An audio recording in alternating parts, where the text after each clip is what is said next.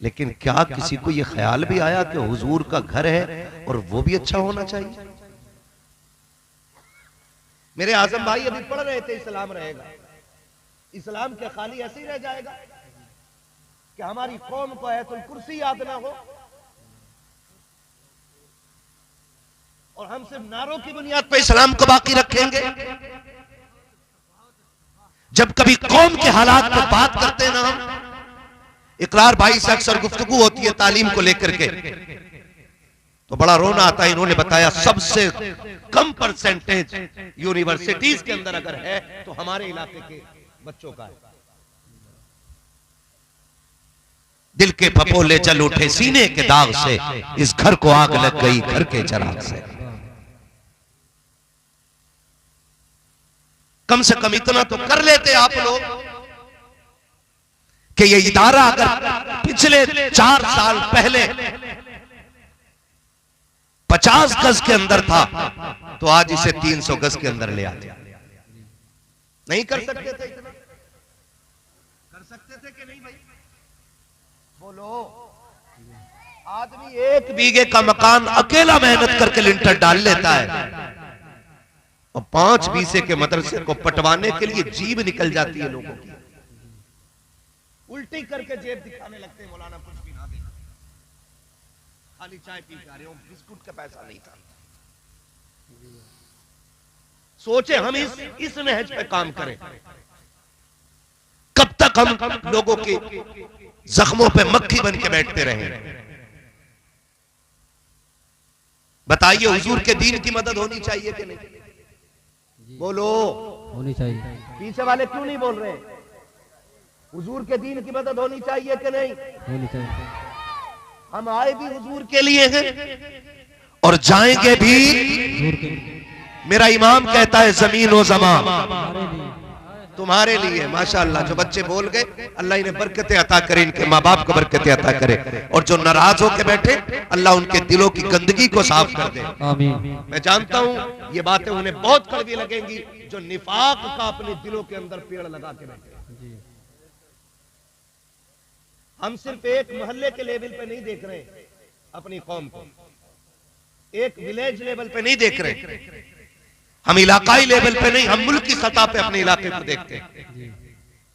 और हम ये चाहते हैं कि हम सबको मजबूत होना है। इंशाअल्लाह होंगे मजबूत, इंशाअल्लाह। पीछे वाले बोले होंगे मजबूत, इंशाअल्लाह। आज ही जलसे में ही बैठे सुनने के लिए आए कि बिरयानी खाने आए थे? सुनने के लिए आए थे ना भाई? थोड़ा इसको सुनने के लिए आए थे कि नहीं भाई? तो फिर मेरी बात की तायीद करें, दीन की मदद करेंगे इंशाअल्लाह। इंशाअल्लाह करेंगे दीन की मदद। इंशाअल्लाह। हमारे अंदर जो सबसे बड़ी कमी है ना, वो ये है कि बस मैं सबसे बेहतर हो जाऊं, मैं सबसे बेहतर हो जाऊं,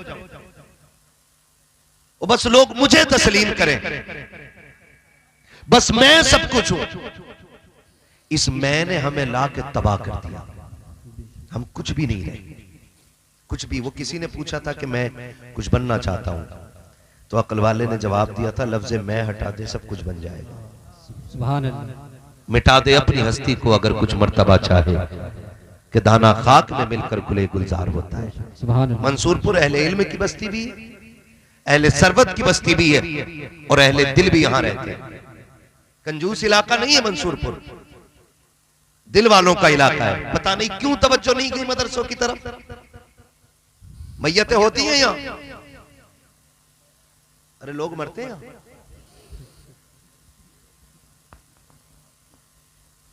बड़ा डर के जवाब दे रहे हो। हाँ कहने में फौरन मौत नहीं आनी है, आनी अपने टाइम पे मौत होती है कि नहीं?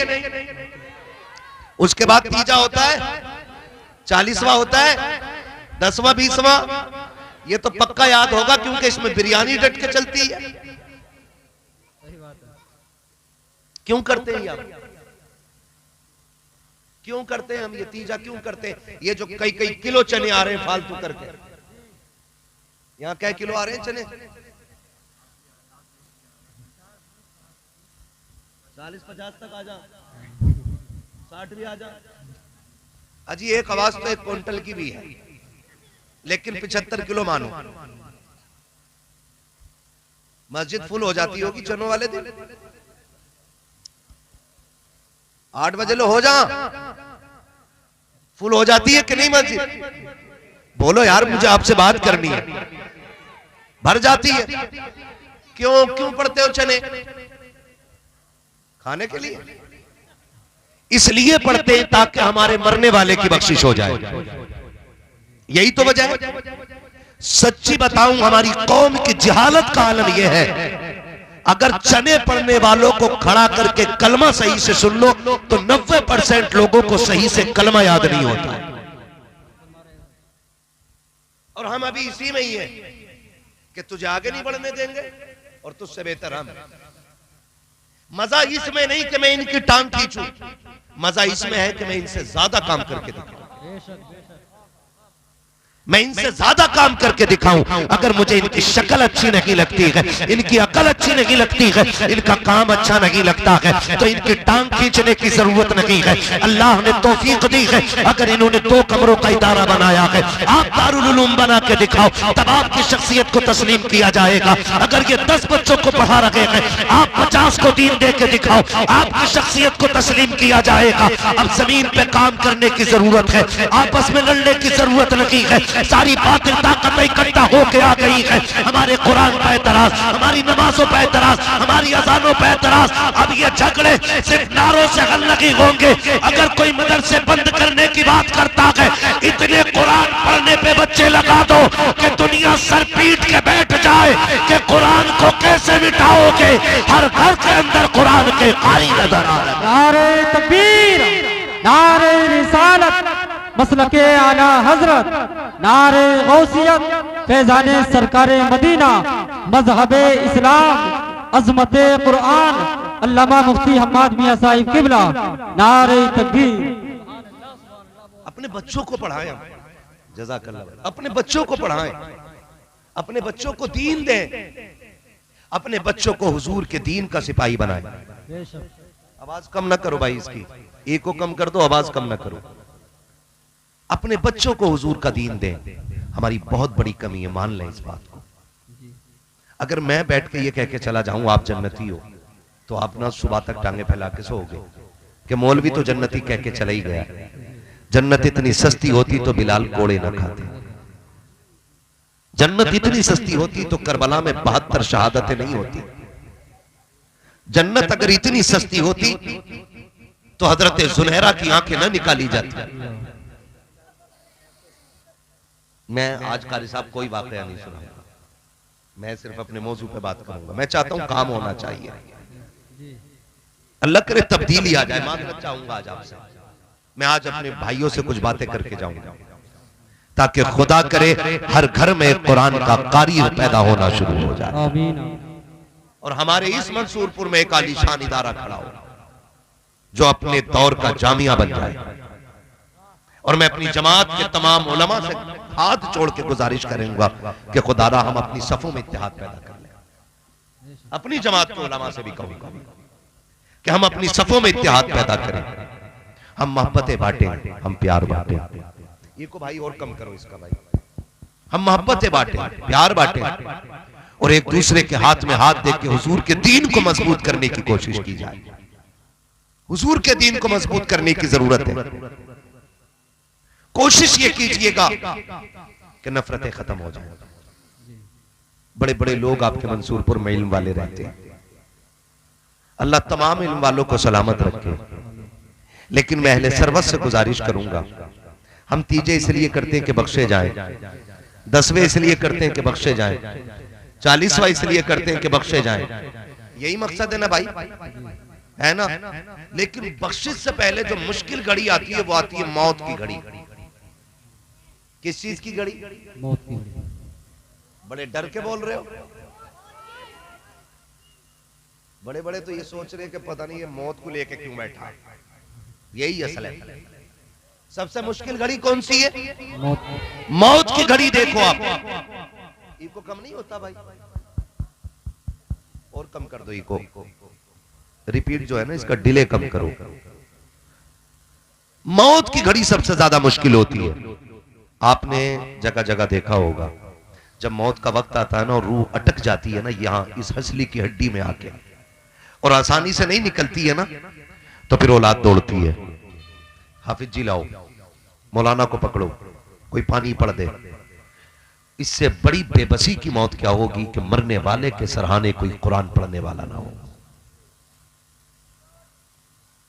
क्या कर लिया आपने, 4 प्लॉट छोड़ दिए, क्या कर लिया आपने 4 माला बिल्डिंग बना दी।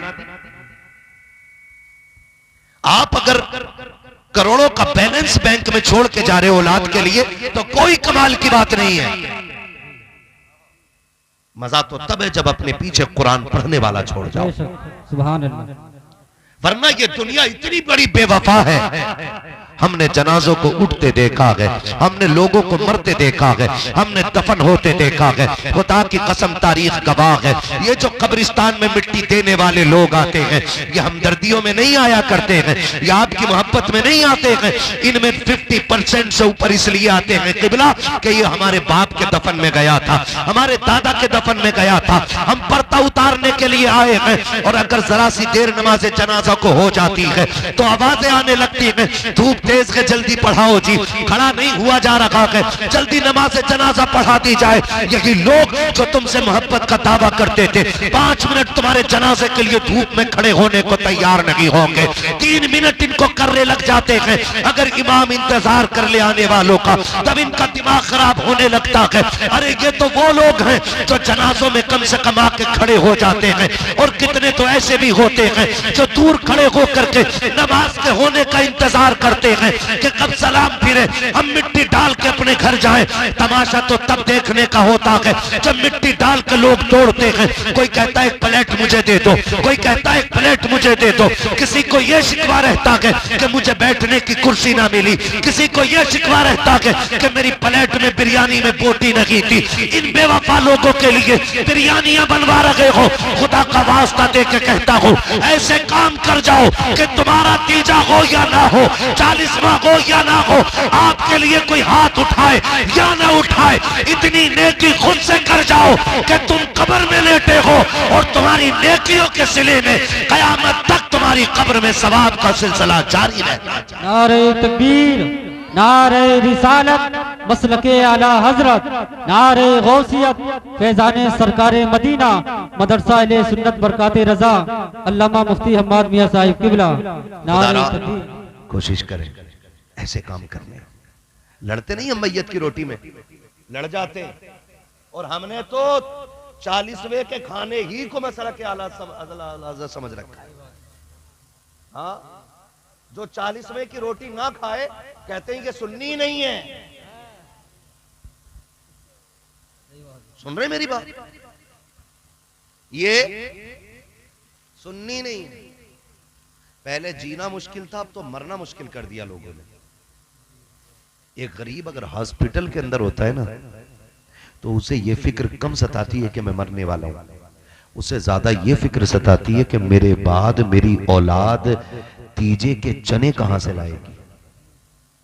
ये पूरे जिम्मेदार उलमा बैठे, इनसे पूछो क्या 70,000 कलमे के लिए या 1.5 लाख कलमे के लिए मुझे ये बताओ क्या 50 किलो चने काफी हो, जरूरत पड़ेगी 50 किलो की? भाई जो काम 20 किलो चनों में हो सकता है उसके लिए 50 किलो चने? सोचे जरा, कह रहे हैं जरा 1.5 क्विंटल ले आइयो, और चने पड़ने वाले भी कम ना कह रहे यार जरा मुट्ठी भर के दो। कंडीशन हमारी देखें, हम दीन पे रह गए। पहले जीना मुश्किल था, मरना मुश्किल हो गया। माफ कीजिएगा थोड़ा कड़वा बोल रहा हूं, लेकिन बोल मसला के आदत की रोशनी में रहा हूं, अपनी एक एक बात का जिम्मेदार हूं। खुदारा मैयतों के खर्चे हल्के कर दो,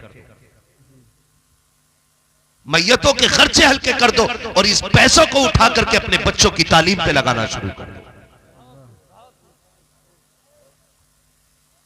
अब्बा मर जाए, रसीद का मसला होता है ना, तो 20 रुपए दिखाता, 50 रुपए, हाँ 50 रुपए दिखाता, छोड़ो वो पागल है, 50 रुपए दिखाता आदमी, मदरसे के नाम पे 50 रुपए। और मैयत की रोटी कह रहा, जैसी हॉस्पिटल से खबर आई कि आज फला खत्म हो गया, अल्लाह ना करे कि किसी के सर से बाप का साया उठे, अल्लाह ना करे किसी को भाई का जनाजा उठाना पड़े, अल्लाह ना करे किसी को मुश्किलों का सामना करना ना पड़े। मेरे भाई कोशिश ये कीजिएगा कि हम ये मैयतों के खर्चे घटाएंगे इंशाअल्लाह, घटाएंगे इंशाअल्लाह, घटाएंगे मैयतों के खर्चे। इंसान हॉस्पिटल में बीमार है, बीमार है और बीमार बंदा हॉस्पिटल के अंदर है, वहां से अचानक खबर आई कि फला नहीं रहा। 4 अक्लमंद लोग बैठ के दरवाजे पे पता क्या कहते हैं, 4 लोग आके कहते हैं यार फला खत्म हो गया है, बताओ बिरयानी बनवाओगे कि उड़द चावल बनने हैं।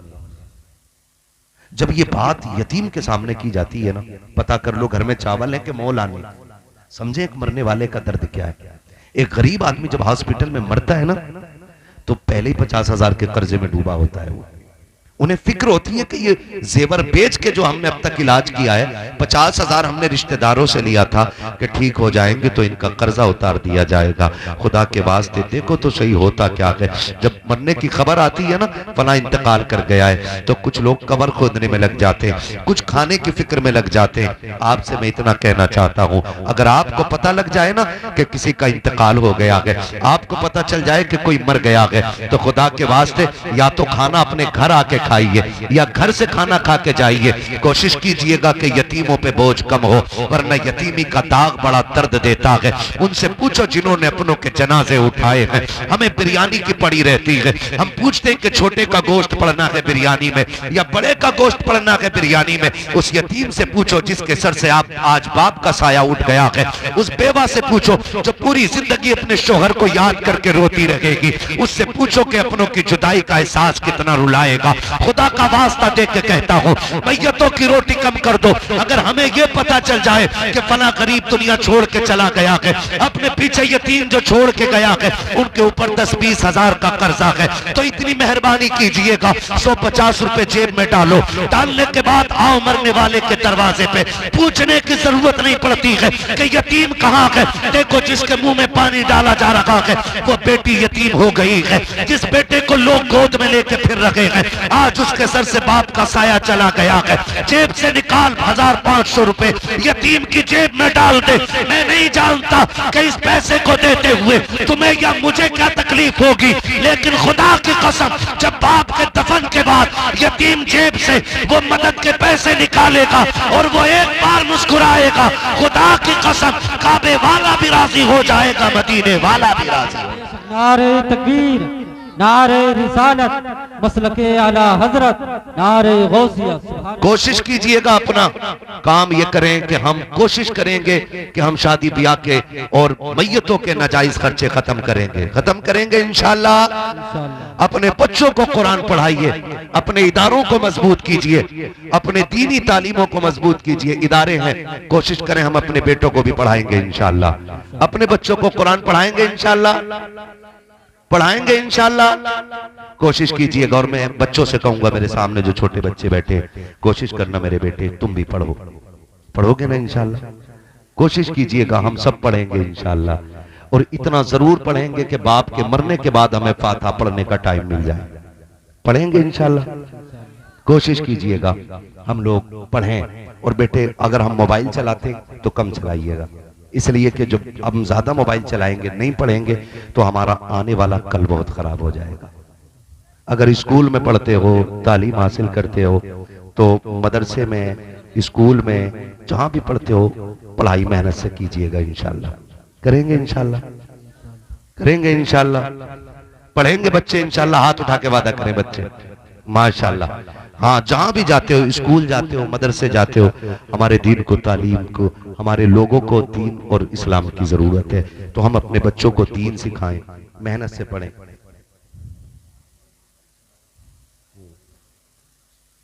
माशाअल्लाह। हाँ, ये देखिए अल्लाह सलामत रखे। हाँ, हमारे मुनासिर भाई, इन्होंने 5000 रुपए माशाअल्लाह इदारे के लिए पेश किए। बोल दो यार सुभान अल्लाह। सुभान अल्लाह, सुभान अल्लाह। हाँ माशाल्लाह, 5,000 रुपए मुनाजिर भाई भगतपुर के रहने वाले हैं। अल्लाह ताला इनकी बिजनेस में बेपना बरकत अता फरमाए, इनको अल्लाह दिन दूनी रात चौगनी तरक्की अता फरमाए। खुदा करे कि इनकी नस्लों के रिस्क में बरकतें हो जाए। और भी जो हजरात हैं इस इदारे का ताबुन करना चाहते हैं तो वो लोग कर सकते हैं। है कोई बंदा और जो इदारे का ताबुन करे भाई अपनी बस्ती में? है कोई भाई? मंसूरपुर के कितने लोग हैं? हाथ उठा के बता दें जरा। मंसूरपुर के सुभान अल्लाह, है ना, इतने लोग हैं। हाँ माशाल्लाह, तो मदद करेंगे भाई अपने इदारे की। और भी कोई लोग हैं जो ताबुन करना चाहते हैं? माशाल्लाह, ये हमारे भाई ने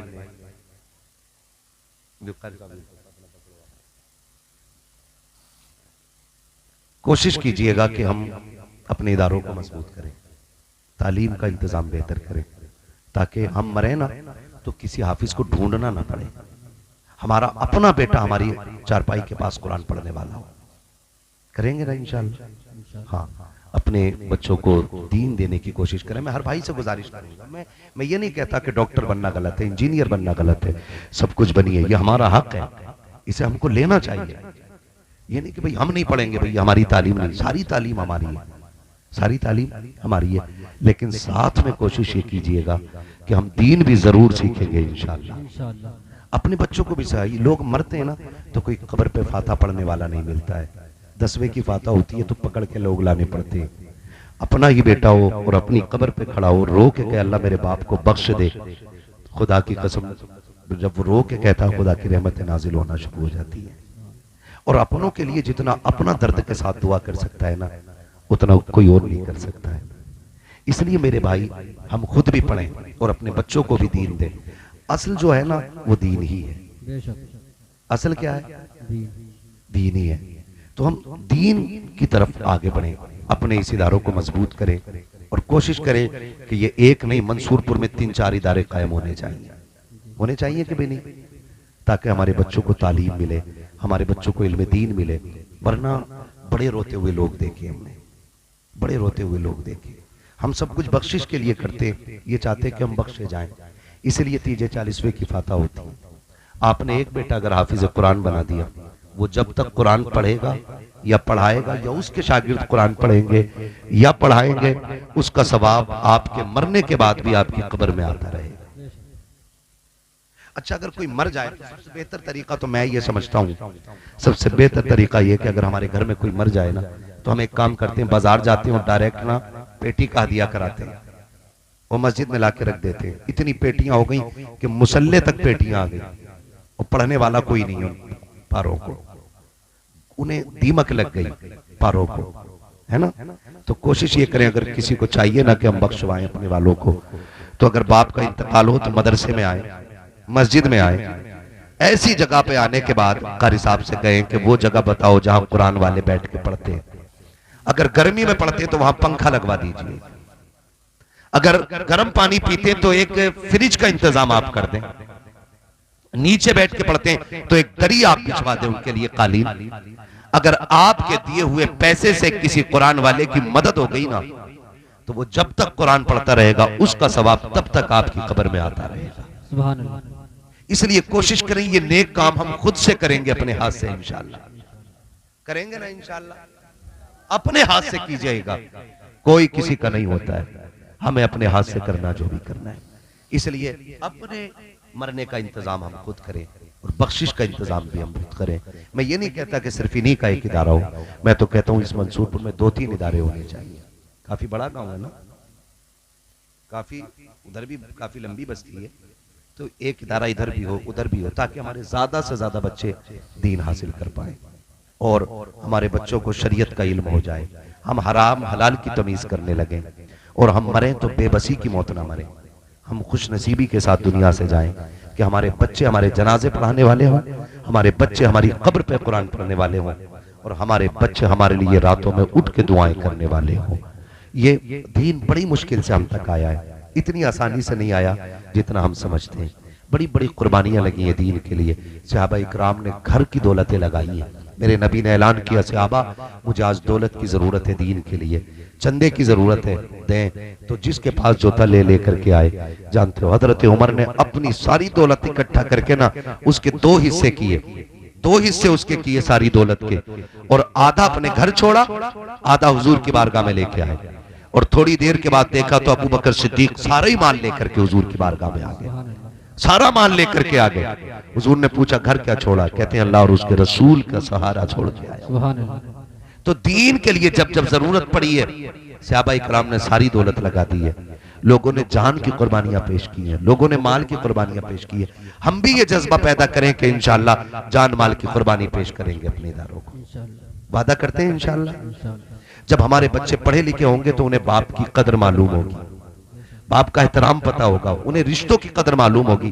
माँ क्या होती है, माँ कौन होती है, ये मदरसों में बताया जाता है, ताकि हमारे बच्चे बाप का, रिश्तों का, नस्ल का, इन चीजों का लिहाज करने वाले। इसलिए मेरी आपसे गुजारिश है, अपने बच्चों को पढ़ा लीजिएगा, ताकि हमारे बच्चों को दीन के बारे में पूरी पूरी जानकारी हो जाए।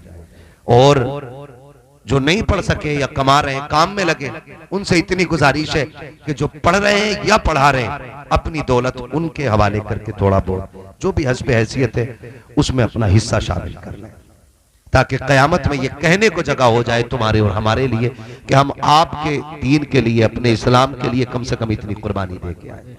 करेंगे इंशाअल्लाह, इतना करेंगे।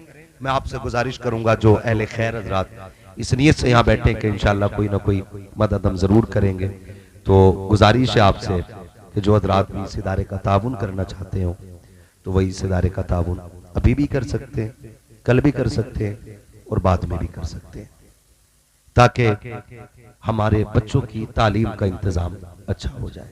करेंगे इंशाअल्लाह। थोड़ी देर में पीरे तरीक़त रहबर राह शरीयत हुज़ूर आसिम मियां साहब क़िबला की आमद होने वाली है। भोजपुर से निकल चुके हैं, इसका मतलब कितनी देर लगेगी आने में? आते बहुत जल्द इंशाअल्लाह हजरत तशरीफ लाने वाले हैं। आप हजरत का चेहरा देखिए और फैसला कीजिएगा। अगर आला हजरत के पोते का हुस्न ऐसा है तो खुद आला हजरत का हुस्न कैसा रहा, आप देख करके फैसला कीजिए।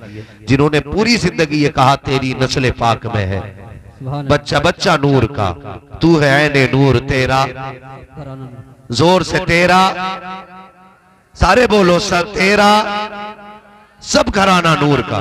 आप देखें अल्लाह ने उनके घराने को कितना नूर अता फरमाया है। आने वाले हैं वो, हम बरेली वाले लोग हैं। आला हजरत ने हमारे ईमान की हिफाजत की है, आला हजरत ने हमारे अकीदे की हिफाजत की है। उन्होंने हमारे सीने में इश्क रसूल भरा है। उन्हीं की नात खानी का नतीजा है कि हर बच्चे को हुजूर की नात का 1-2 शेर जरूर याद होता है। जैसे मैं देखो अंदाजा लगाता हूं, मैं पढ़ूं, जिन्हें याद हो वो मेरे साथ पढ़े। सबसे आला व औला,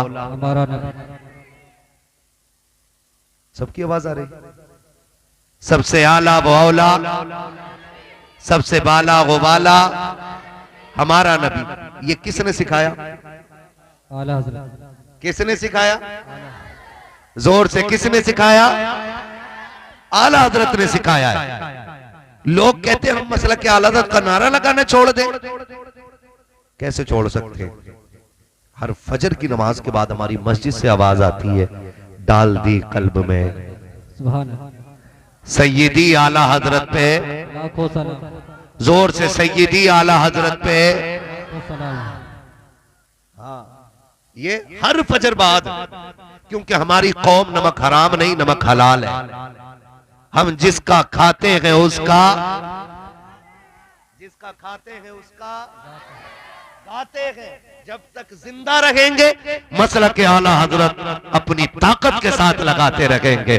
मैं लगाऊंगा एक नारा, जवाब मिलेगा ना? इश्क मोहब्बत, इश्क मोहब्बत। आला हजरत, आला हजरत। पीछे वाले भी बरेलवी हैं।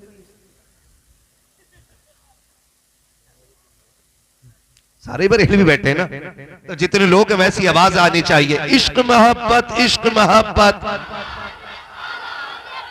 कैमरे वाले मुसलमान ही होंगे, आप भी बोल दो यार, है ना? सारी बरेलवी मतलब, तो फिर सारे जवाब दे मिलकर, महफिल एक हो जानी चाहिए। इश्क मोहब्बत, इश्क मोहब्बत, इश्क मोहब्बत, इश्क मोहब्बत। बस्ती बस्ती करिया करिया,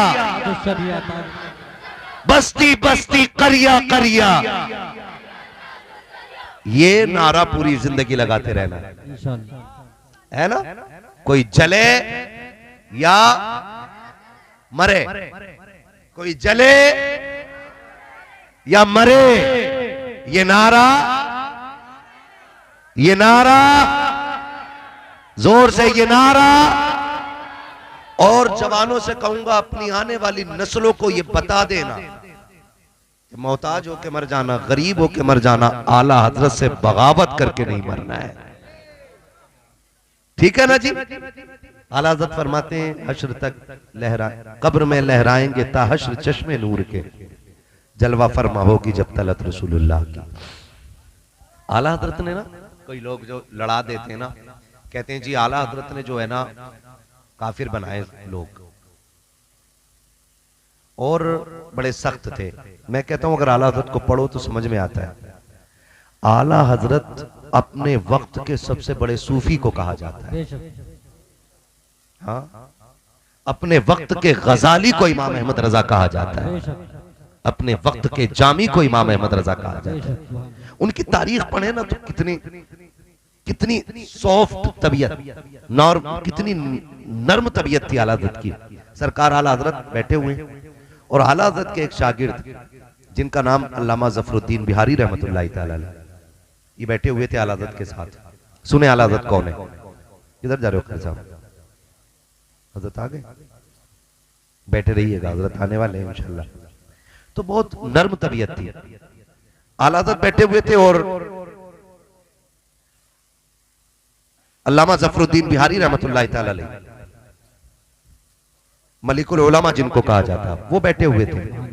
एक बच्चा आया, सुने जरा, तवज्जो करें, तवज्जो, आराम से बैठे, कोई नहीं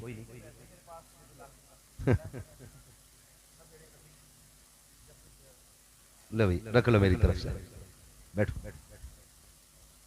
हाँ, बात पूरी कर लूं मैं, अभी थके तो नहीं है ना? जो नहीं थके वो बोले या रसूल अल्लाह। तो मैं बता रहा हूं आला हजरत कौन है हमारे और कैसे हैं आला हजरत। बच्चों याद करना ये बात, जब कोई आके कहना बड़ा सख्त थे तो ये बात आपको बतानी है उसको। बैठे हुए अल्लामा जफरुद्दीन बिहारी रहमतुल्लाह तआला अलैह, माशाअल्लाह। एक बहन है आलम जहां खातून, उन्होंने 500 रुपए मदरसे के लिए पेश किए हैं, जो मंडइयों की रहने वाली है। अल्लाह ताला उन बहन के भी नजराने को कबूल फरमाए। हाँ जी, उम्मीद है भाई भी कोई ना कोई होगा जो 1500 रुपए देगा, है ना? तवज्जो है सारे लोगों की, इधर देखें, मैं आला हजरत बता रहा हूं। बैठे हुए अचानक एक बच्चा आया आला हजरत की बारगाह में और आके कहता, बड़े मौलाना साहब, कहा जी कि हमारे घर दावत है आपकी। तो आला हजरत ने फरमाया, बेटे घर में कोई बड़ा नहीं है, तुझे भेजा गया। बच्चे ने कहा, जी मैं यतीम हूं, मेरे सर पे बाप का साया नहीं है। आला हजरत की आंखें भीग गई, फरमाने लगे, बेटे तेरी दावत कबूल है। आपने मुस्कुरा के पूछा, खिलाओगे क्या बेटे? उसकी गोद में ना चने का साग था। उसने कहा, जी इसकी भुज्जी बनेगी और रोटी बन जाएगी। अल्लामा जफरुद्दीन फरमाते, बेटे तुम आओगे बुलाने के हम आ जाएं? बच्चे ने कहा, मुझे तो टाइम नहीं मिलेगा, खुद आ जाना खाने के टाइम। इतना बड़ा अल्लामा, 1000 किताबों का मुसन्निफ, जिसने मदीने जाके हुजूर को सर की आंखों से देखा हो, सुभान अल्लाह। वो कह रहे हैं, ठीक है बेटे हम आ जाएंगे। दावत का वक्त आया, सरकार आला हजरत अल्लामा जफरुद्दीन गए बिहारीपुर ढाल पर और जाके अल्लामा जफरुद्दीन ने दरवाजा बजाया। अंदर से यतीम बच्चा निकला के बोला, आ गए आप लोग? कहा जी। बच्चे ने कहा, ठहरो अभी आता हूं। अंदर गया, एक टाट का टुकड़ा लाया, यतीम था, घर में कोई खासा सामान नहीं था, और ला के कहने लगा, इसे बिछा के बैठ जाइए। जो घर के आगे खाली जगह थी, कहा यहां बैठ जाइए, खाना मैं लेके आता हूं। अल्लामा जफरुद्दीन और सरकार आला हज़रत बैठ गए। जो भी निकलता कहता, हुजूर आप यहां कैसे? मुस्कुरा के कहते, हमारी दावत है, तुम जाओ। आला हज़रत शरीयत के इतने पाबंद थे कि आपने कहा, हमारी दावत है, तुम्हारी नहीं। दावत जितने लोगों की हो उतनी लोगों को जाना चाहिए।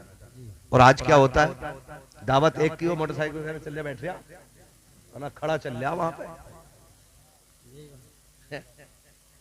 गाड़ी में जितनी सीटें खाली सारी भर ली कि चल खड़ा है कि ले रुक जा, एक एक बाइक पे 4, वो तो अच्छा डंडे नहीं बांधते पीछे, वरना फुल भर लें पीछे। कोशिश करें कि दावत जितनों की हो सिर्फ इतने ही लोगों को जाना चाहिए। यही मसला के आला हजरत है और यही मेरे मुस्तफा का दीन है। आला हजरत फरमाते हमारी दावत है तुम्हारी जाओ तुम, लोग चले जाते। थोड़ी देर के बाद बच्चा आया, एक हाथ में साग एक थाली में और दूसरे हाथ में बेसन की रोटी, और जब लेकर के आया ना बेसन की रोटी, सरकारे आला हज़रत बैठे हुए, पढ़े आला हज़रत को, जो आला हज़रत पे भूखते हैं या आला हज़रत को नहीं मानते हैं। तारीख ये भी देखी आला हज़रत की, जिन्हें लोग सख्त कहते हैं वो इतने नर्म दिल थे। जब भी कोई आता खुदा की कसम दे के तो सही, आगे साग रखा है, बेसन की रोटी रखी है, जबकि ये जिंदगी के आखिरी अय्याम है सरकारे आला हज़रत की हयात के। डॉक्टर ने ये कह दिया था आप चपाती रोटी खा सकते हैं, वो भी आधी या आधी से थोड़ी ज्यादा। चपाती कहते हैं गेहूं की छोटी फूली हुई रोटी को, जो बहुत पतली रोटी होती है। डॉक्टरों ने तो मना कर दिया था कि चपाती रोटी के अलावा आप कुछ नहीं खा सकते हैं, लेकिन अल्लामा ज़फरुद्दीन बैठे हुए हैं, सरकारे आला हज़रत ने खाना शुरू किया है, आप खाते जा रहे हैं, अल्लामा ज़फरुद्दीन देख रहे हैं कि इतनी सख्त रोटी आप पूरी रोटी खा चुके। अल्लामा ज़फरुद्दीन ने कहा था मेरे सरकार तेरे कदमों पे कुर्बान जाओ, आप एक लुकमा खा लेते तब भी दावत का हक अदा हो जाता। आप एक लुकमा खा करके या 2 लुकमे खा लेते, 3 लुकमे खा लेते, दावत का हक अदा हो जाता। सरकार अच्छी तरह जानते हो कि ये जो रोटी रखी हुई है ये आपके लिए जहर कातिल से कम नहीं है, आपके लिए मना कर दिया गया है सख्त खाना खाने के लिए। आप ये रोटी क्यों खा रखे हैं? आप ये रोटी क्यों खा रखे हैं? किससे कह के जा रहे हो?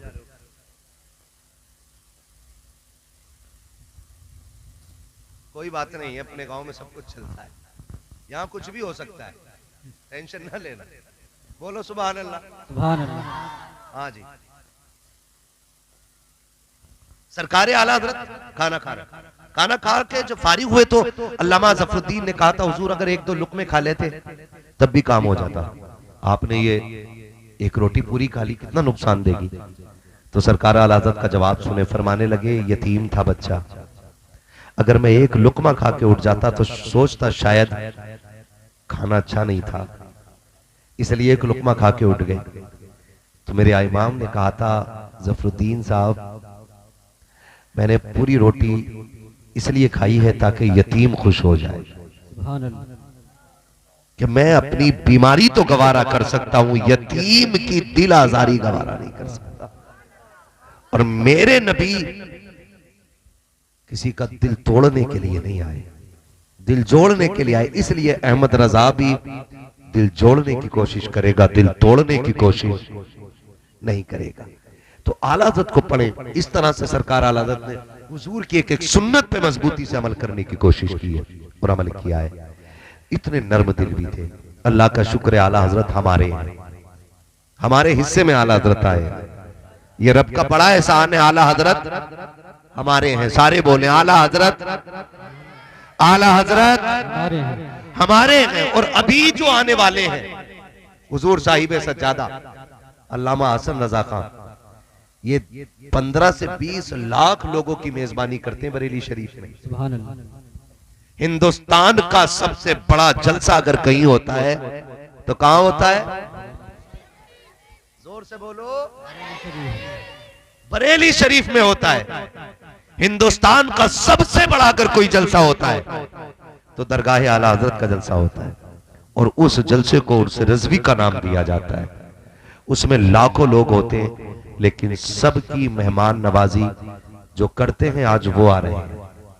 हम जाते हैं, बताओ कोई एक बताओ किसी को कोई तकलीफ बरेली में होती है कोई तकलीफ है ना? कोने कोने पे लंगर चल रहा है, कोई दूध पिला रहा है, कोई खाना खिला रहा है, कोई बिरयानी, कोई कोरमा, कोई रोटी। वहां खाने वाले कम पड़ जाते हैं, खिलाने वालों की कमी नहीं रहती है। ये बरेली शरीफ की खासियत है। और ये सब हुजूर साहिब सज्जादा के ज़ेरे एहतमाम होता है। वो आ रहे हैं, वो हमारी मेजबानी करके दिखाते हैं, हम उनकी मेजबानी करके दिखाएंगे इंशाअल्लाह। करेंगे ना इंशाअल्लाह। इंशाअल्लाह। वो आए तो उन्हें कोई तकलीफ नहीं देनी है, उन्हें रास्ता दे देना है, क्योंकि आने वाला आम बंदा नहीं, आला हज़रत का शहजादा आ रहा है। हमारी ये मरकजी शख्सियत तशरीफ ला रही है। हुजूर साहिब सज्जादा आने वाले, हम बताएंगे कि आप जितना प्यार हमसे करते हो, आपसे ज्यादा प्यार हम आपसे करते हैं, है ना। आप देखेंगे निहायत शरीफ, सूफी बासफा, संजीदा मिजाज, चमक दमक से बिल्कुल अलग, एक सादा से कपड़ों में आने वाला बड़ा शहजादा, सादा सा लिबास, सादा सी आप देखेंगे या तो टोपी होगी या सफेदा मामा होगा। इसी लिबास में पूरे हिंदुस्तान में मसलक आला हज़रत को आम करने वाला शहजादा हुजूर हसन मियां की शक्ल में आने वाला है। मेरी बात मुकम्मल हुई। फरमाया गया लक़द कान लकुम फी रसूलिल्लाहि उस्वतुन हसना, मेरे महबूब की जिंदगी आपके लिए बेहतरीन नमूना है। मैं कैमरे वालों से कहूंगा सारे अपने कैमरे बंद कर लो। हुजूर हसन मियां तशरीफ लाने वाले हैं, सारे बिल्कुल हटा दें भाई, फौरन हटा दें। लाइव वाइव